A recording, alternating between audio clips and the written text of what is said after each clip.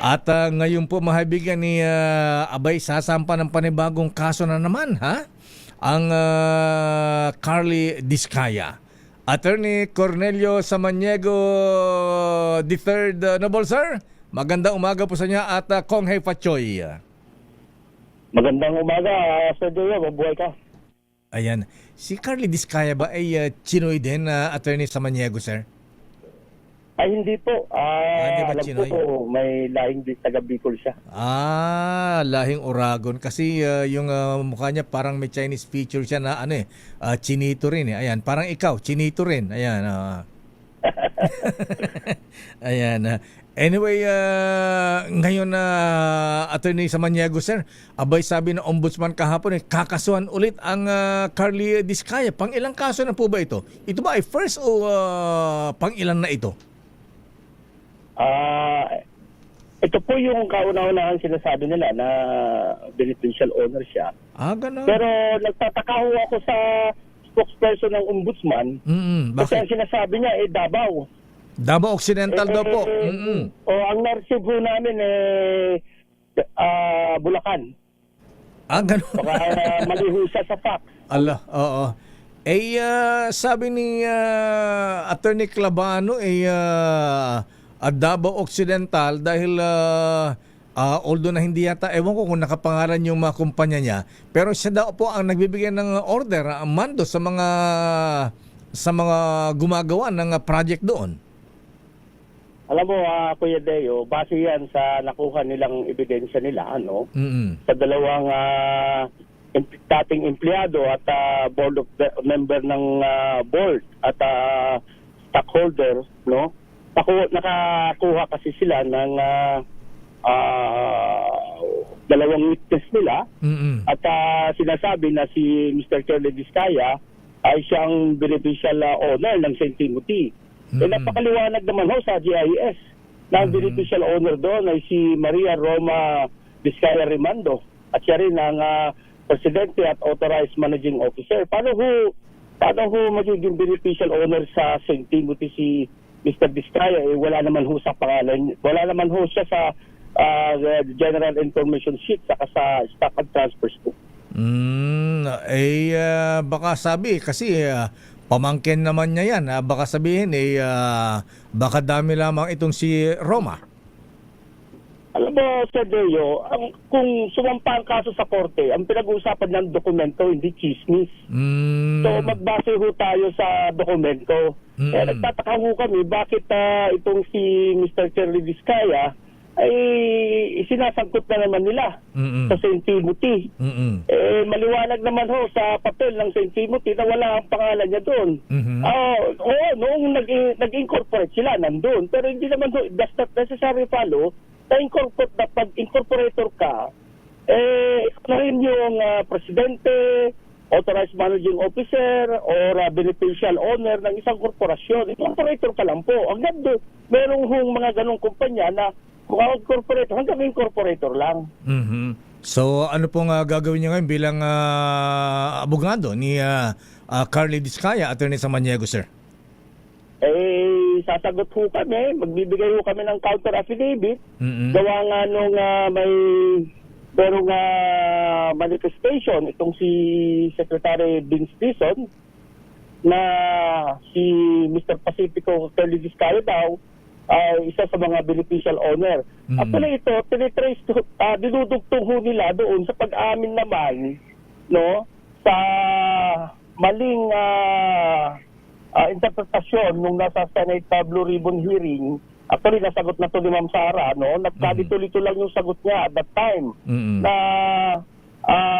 sinasabi nila na si Ma'am Sara Diskaya ay beneficial owner din. Pero hindi ho sa dokumento ho kasing nagbabase sa ng korporasyon mismo, hindi ho sila. Ngayon, kung sinasangkot ho silang mag-asawa, ay dahil ho dito sa dalawang witness na nakuha nila na dating empleyado ng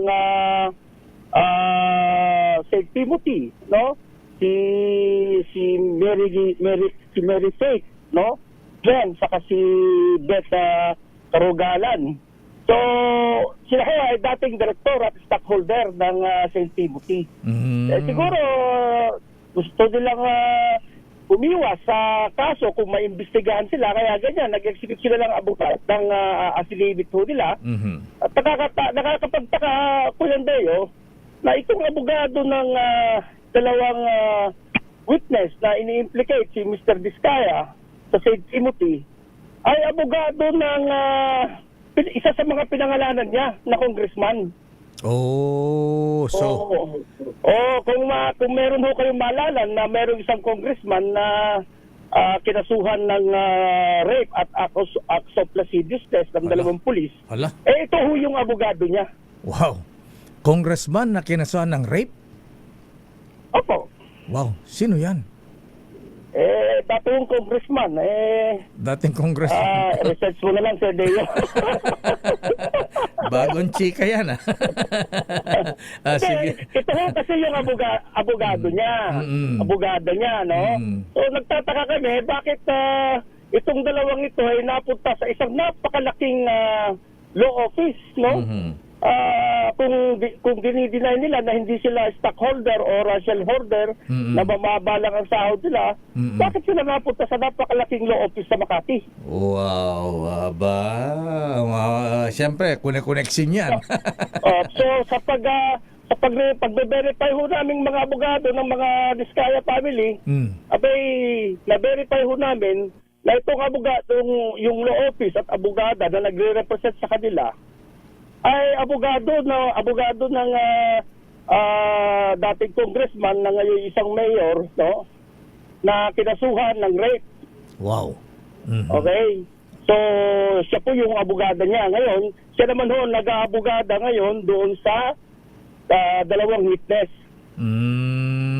Ayan. Ironic, Kuya Deo, napangalanan ni Mr. Curly Diskaya sa affidavit niya. Kaya parang gumaganti dahil pinangalanan doon sa una niyang affidavit na marami ibinulgar na sabit dito sa flood control scandal. Hindi natin ho alam kung ano yung rason ng dalawang witness na yan kung bakit napunta sila sa napakalaking law office. Ayan. Pero teka muna, attorney. Sige, iwanan natin yan. Kumusta po ang Carly Diskaya, yung kliyente? Siya na lang yata ang nag-isa na kulong sa Senado. Kumusta po siya? Mabuti naman ho. Siyempre, nalulungkot ho siya. At mahaba na ho ang binubuno niya sa Senate Detention Facility. Baka abutin pa ng Semana Santa, magpenitensya sa kulungan dyan sa Senado. Ay, sana, wag naman na ho sana. Ayan. Pero kumusta po ang kalusugan? Tumaba, pumayat, panay pa rin ang pagbabasa ng Bible?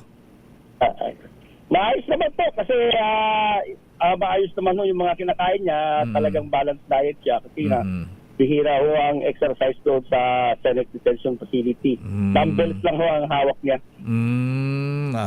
Akala ko pwede mag-jogging sa paligid ng Senado o kaya sa MOA. Di ba pwede mag-jogging? Hindi po, Sir Deo. Actually nga, nung Sunday, dinalaw ko siya. Hindi ako pinapasok. Oo nga, ay nabasa ko yung sulat mo kay Senator Ping. Opo. Pero ito naman po, itong nung February 16, kahapon, nakatanggap po ako ng email galing sa director ng Blue Ribbon Oversight Office Management ng Blue Ribbon Committee na pinapayagan na ho ang mga abogado anytime of the day and night. Kasi maliwanag naman ho ang aming tungkulin na kaming mga abogado kahit madaling araw, kahit oras ng gabi o anumang araw, talagang pwede ho kami pumasok alinsunod sa aming sinumpaang obligasyon sa kliyente po. Okay. At hindi sa Maniego, sir, maraming salamat. Maganda umaga po sa inyo. And Kong Hei Fachoy. Mabuhay po kayo. Mabuhay po kayo.